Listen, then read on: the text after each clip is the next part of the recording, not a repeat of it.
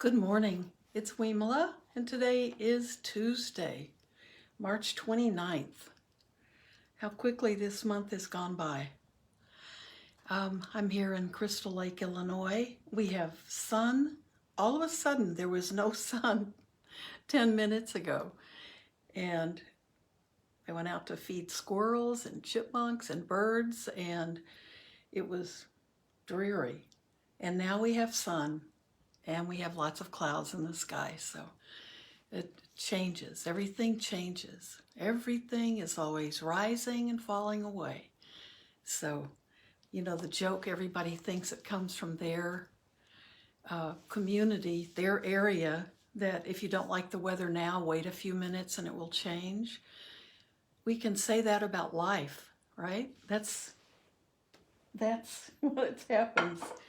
Everything changes, everything's shifting, and that's one of the reasons we want to be able to let things go, so we don't take them in and begin this whole process of taking them on and attaching to them. So we learn to let go, and the weather is a perfect teacher.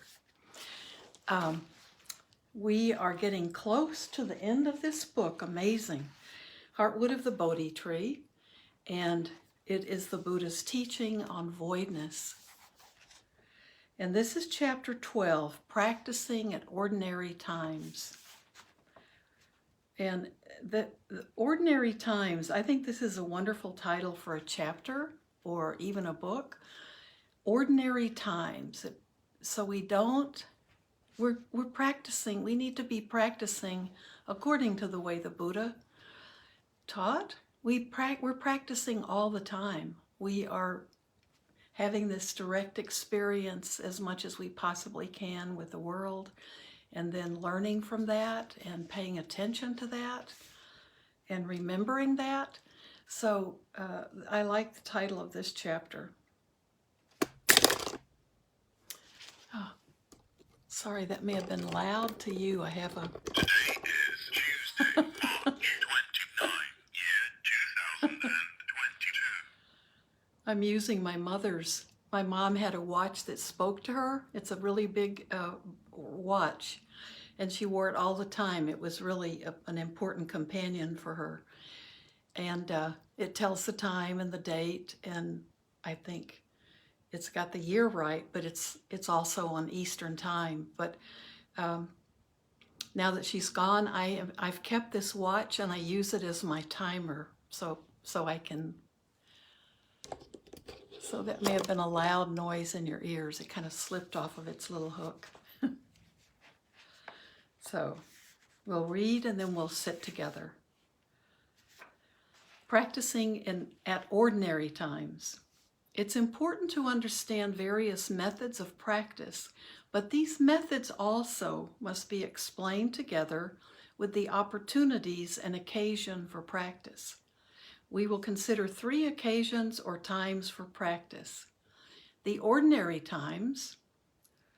The second one is the ordinary times, the moments of sense contact through the 6 sense doors. So that's the second, the moments of sense contact through the 6 sense doors. And the third one, the moment of physical death, when the mind goes out. How should we practice on the first occasion, at times when there is no particular association with sense objects?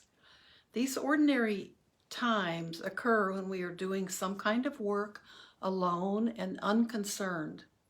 Perhaps we are performing our daily task, practicing some kind of formal meditation, reading a book in our spare time, or even thinking about something. Yet the mind is undisturbed by sense contact. At such times, our practice must be the study and realization of how things are void. When there is no problem, when there are no problems due to sense contact, how is the mind void? How is it not deluded by everything? Think about it, study it for yourself, Ask others about it and discuss it regularly. Keep working on it continuously. So that's the first, the ordinary times. Not worth having. There is another way to practice that is particularly suited to lay people who have never been ordained or have never studied the scriptures. It's straightforward enough, even for those who cannot read at all. However, its aim is the same as that of other methods, to know the sunyata, the voidness, the emptiness, and we often say no self, to know the sunyata of all things. The method is to observe whether there is anything worth having or being. Ordinary people ought to live examining whether anything is worth having, getting, or being. Having and getting refers to getting silver and gold, gaining wealth, gaining possessions, getting prestige, and getting power. What is worth having or worth getting? What is, everything's worth giving, right? What is worth having or worth getting? Being a human being, being an animal, being a millionaire, being a beggar, being a king, being a citizen, being a celestial being. What sort of being is worth being? First, we must understand the words to have, to get, and to be correctly. These words directly refer to grasping and clinging.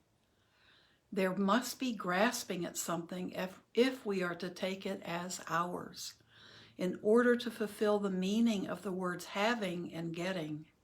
For instance, suppose we pile up diamonds and jewels so they fill a room, but there is no clinging to them, no feeling of I got or I am the owner. It would be the same as if there were no having or getting. The pile of precious stones would sit there without any meaning.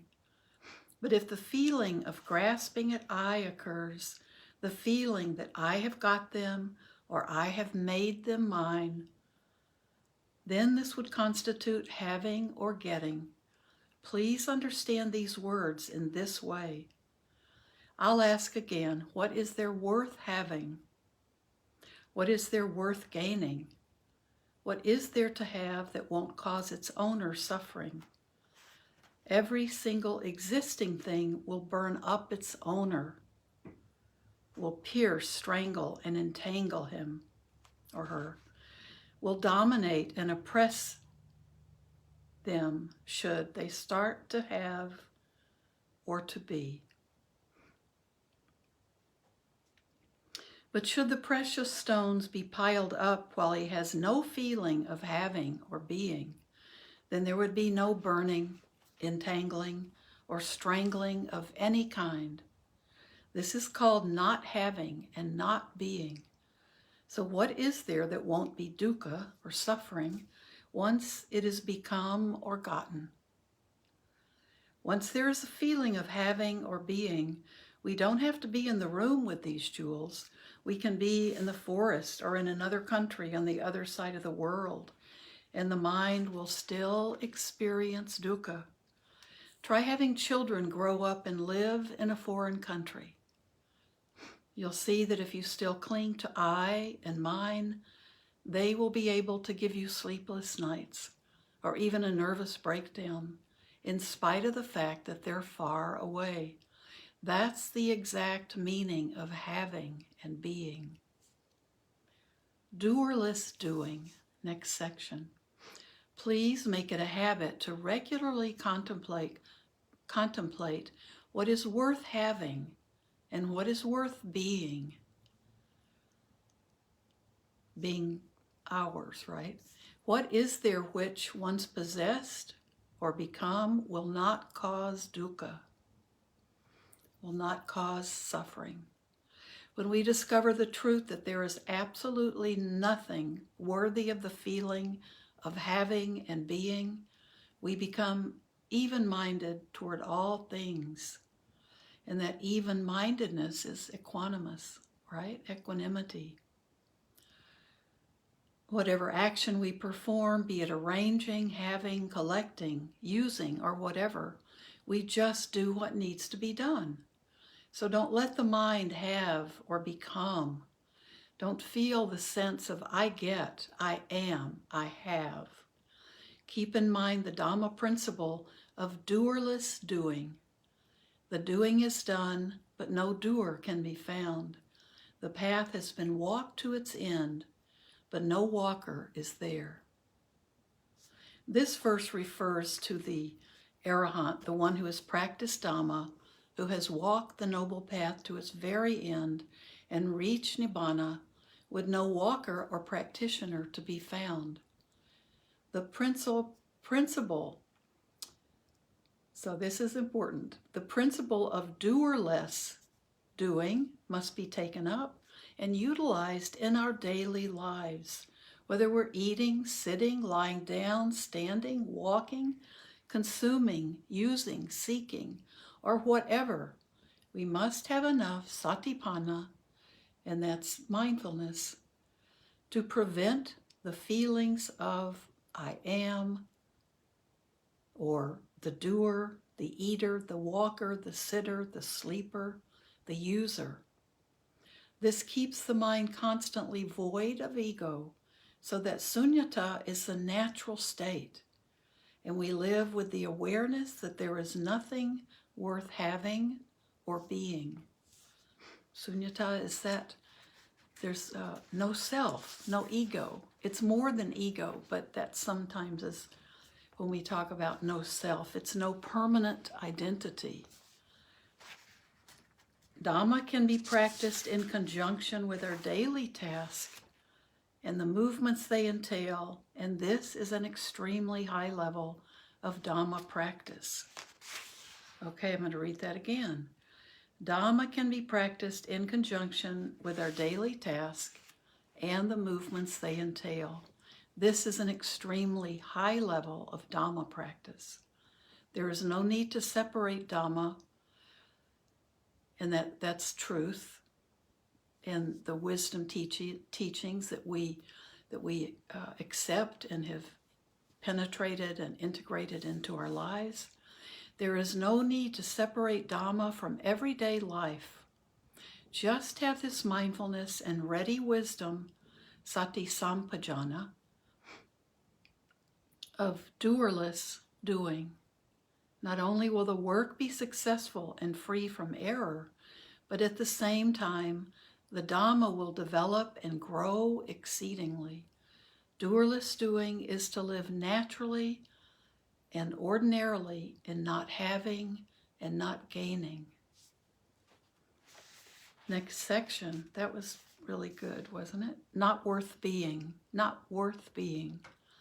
Being is even easier. Consider what one might be that wouldn't be dukkha, that wouldn't be suffering. This can be a formula for reflection. It is an essential point. What is there to be which won't be dukkha? The word being, just as with the word having and gaining, refers only to the being that is accompanied by upadhamma. That's the being that includes that grasping and clinging, not cleaning. It includes the grasping and the clinging. So, to I am. For example, if a room is piled full of gold, but we don't feel we're the owner, there is no gaining or having or no being.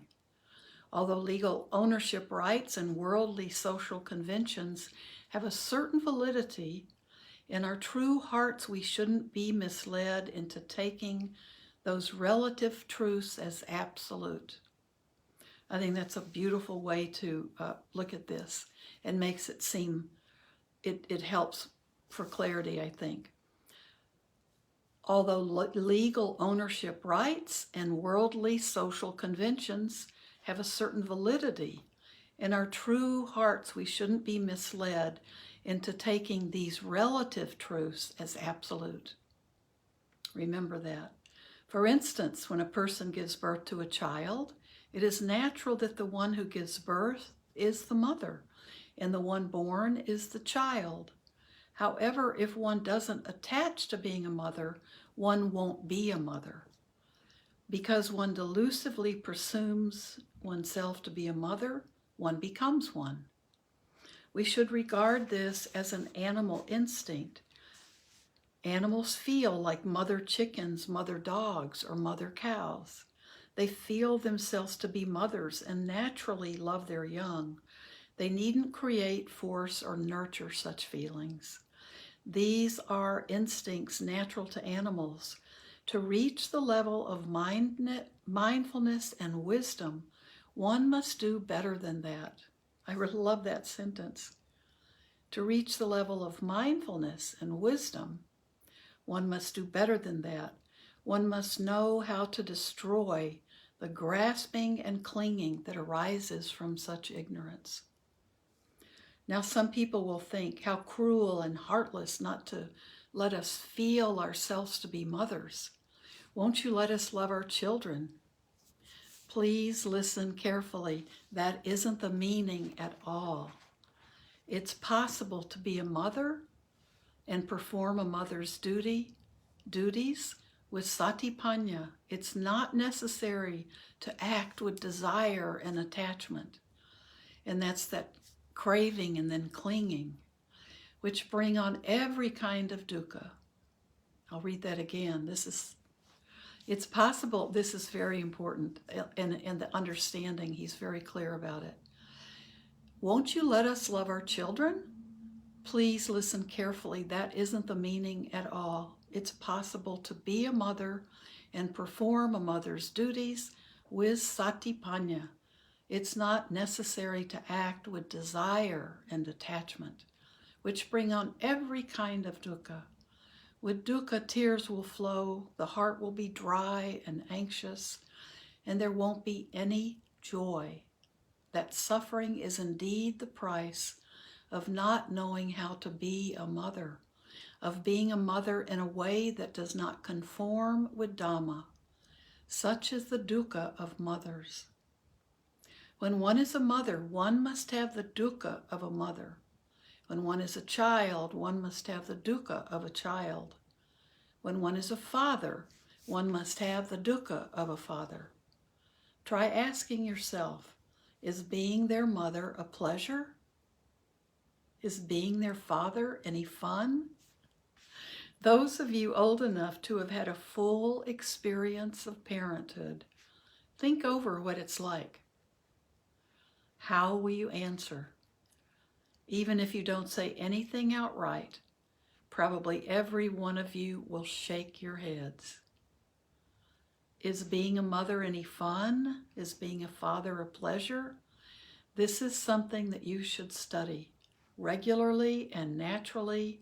Be conscious of it at the times when the mind is not occupied with sense contact.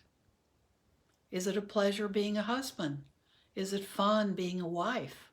Think it over for yourselves.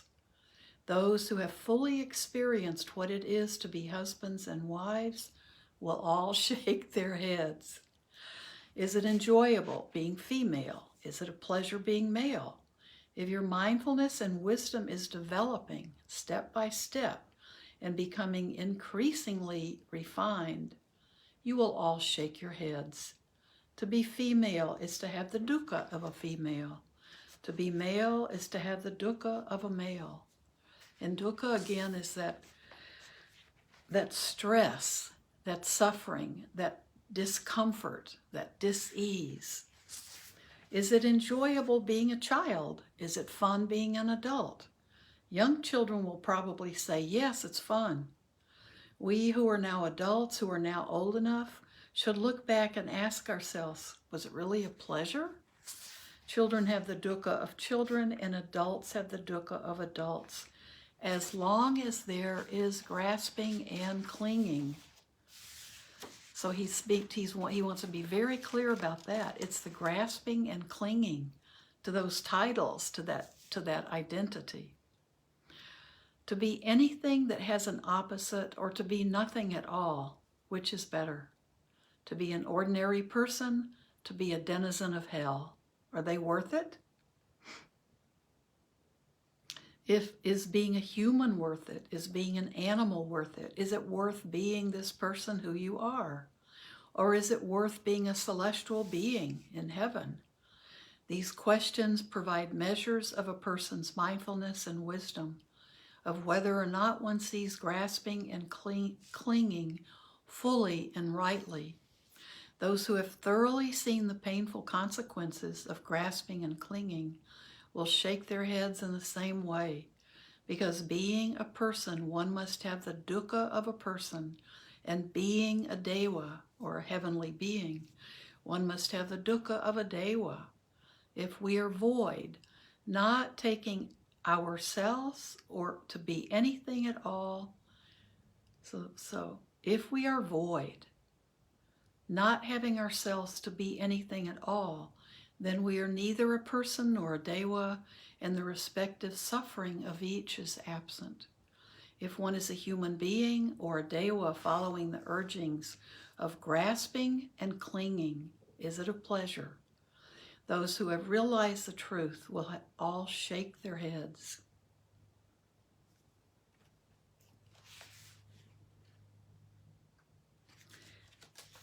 There's more. So Wednesday we continue with this chapter. I hope this isn't creating a lot of what is she talking about? What is Buddhadasa talking about? Remember, any of these things that we cling to as an identity, that's when the suffering is created. If we can keep that openness, that spaciousness, that voidness, and not have to identify with these things, we can allow it to come and go on its own, to rise up and fade away. And we know that even in a day, if you're a working parent, your identity has to go from being a parent to being someone working and being total. If you try, when you try to kind of disconnect from that mother or father identity for the time you're at work to be fully involved. And we know when things are going wrong at home or going wrong at work, we carry those identities with us sometimes, and it creates stress. Well, that's dukkha. So if we aren't able to flow from one role to another depending on the time of life, if we don't think it's going to become permanent and like that room full of gold. So the next section, which I'm tempted to read, but I want to sit, is called Fooled Again. And it's just it's in the same chapter. So if this isn't clear to you, hang on and at least listen to the end of the chapter, because I think this is a beautiful way to teach this. It's all very practical. It's not just a theology that we don't have to really connect with. So it's not just a philosophy of something that we read about and think, oh, that's interesting. This is something that I think all human beings can relate to. This is how we can change our lives. We don't have to be Buddhist. We don't have to be, we don't have to cling to a name or to the faith. I mean, the Buddha was not a Buddhist, right?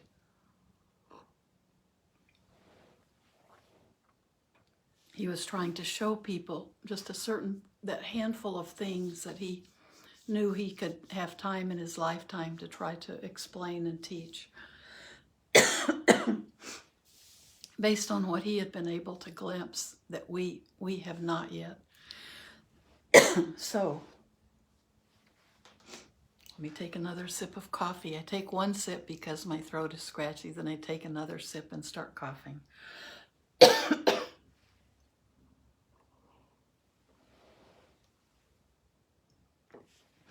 Before we sit for a few minutes, I wanted to share something I heard on the radio this morning.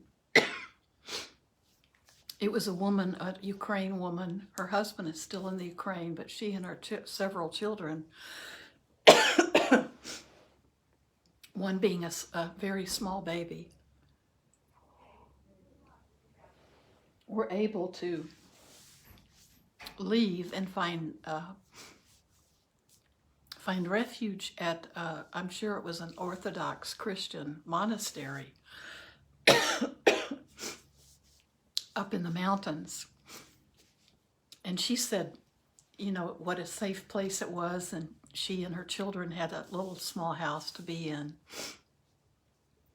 But she said being there also, they've helped out and helped with some chores in the kitchen, and they do things to help the monks. And she's been able to go into the monastery and pray every day. And she said she has seen a spiritual change in herself, and she said she finally was able to actually have prayers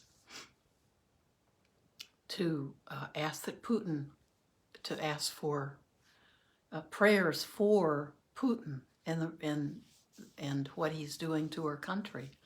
And she was actually able to pray that he would be filled with wisdom, and he would be filled with compassion and realize what he was doing to the people in her country.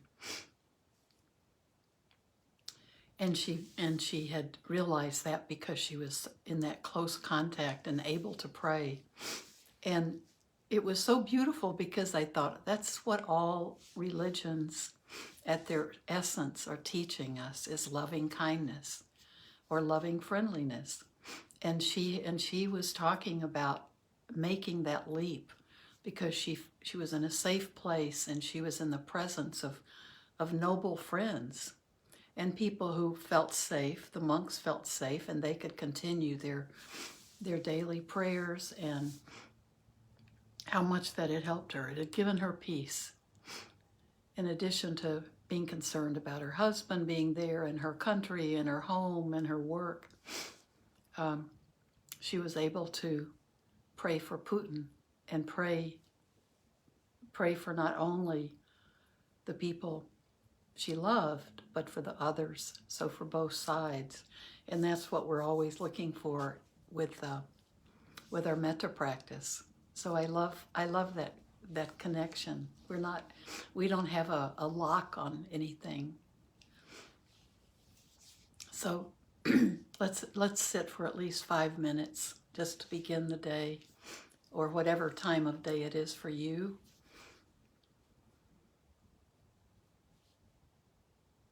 And I think if we just sit, if you allow your body to be calm,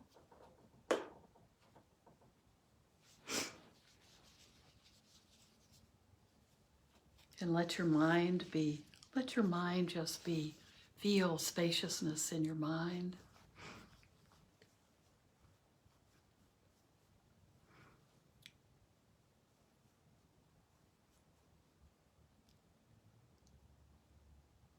We have things to practice now based on what we just read. Just be aware of yourself and the things that cause you suffering. Is it because you're identifying with that thing, that title that we give ourselves from moment, and it changes. But have we held on too tightly? Where in our lives have we begun to have that craving, and instead of stopping it right there and just trying to let it go, we have begun to cling and have created that attachment. You can practice that for the next few days. And right now, just be with the breath.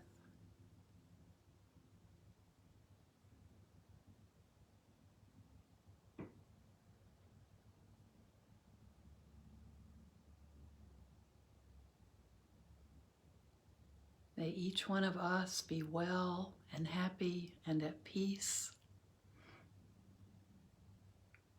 May we care for ourselves.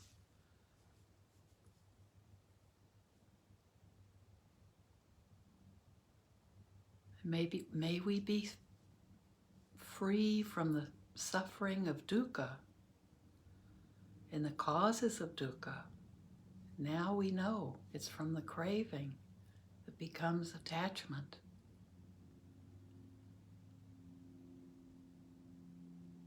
May our loved ones be well and content and safe and free from dukkha and the causes of dukkha.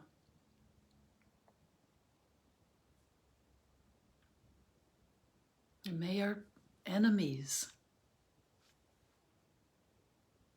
and let's think in terms of enemies today, because we know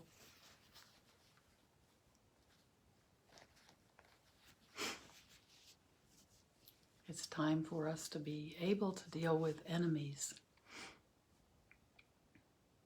May our enemies be well, and may they be able to develop a feeling of safety in the world. May they develop wisdom and the ability to see the truth of the world.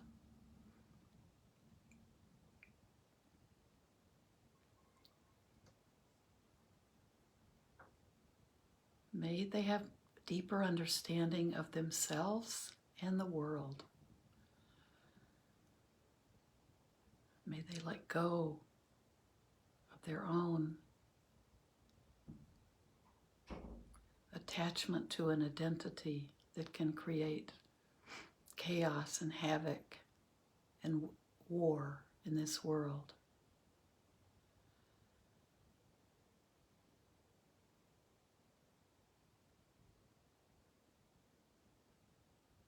And may all living beings in this world and beyond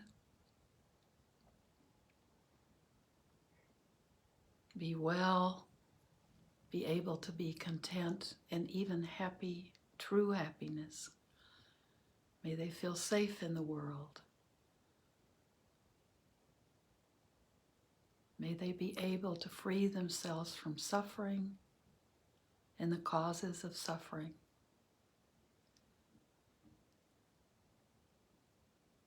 Now as we end, may everything we do and say and think today be done not only for our own benefit, but also be done for the benefit of all living beings everywhere.